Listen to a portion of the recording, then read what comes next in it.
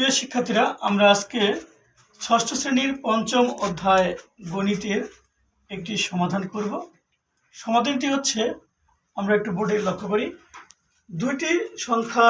দুইটি ক্রমিক সংখ্যার স্বাভাবিক বিজোড় সংখ্যার যোগফল 16 হলে সংখ্যা দুটি কত? মনে করি প্রথম সংখ্যাটি x, দ্বিতীয়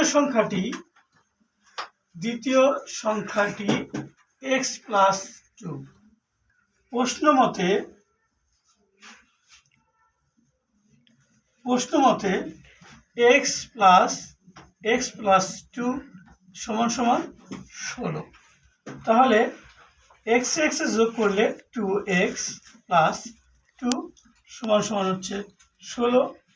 2x সমান 16 মাইনাস, এই পাশে প্লাস থাকলে এই পাশে আসছে মাইনাস। তাহলে কি বিয়োগ করলে কত আসতেছে?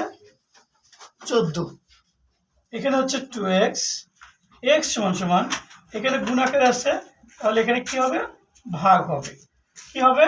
ভাগ হয়ে যাবে। তাহলে ভাগ করলে কি হয়? আমরা কত পাচ্ছি? x সমান হচ্ছে 7। তাহলে প্রথম সংখ্যাটি 7, দ্বিতীয় সংখ্যাটি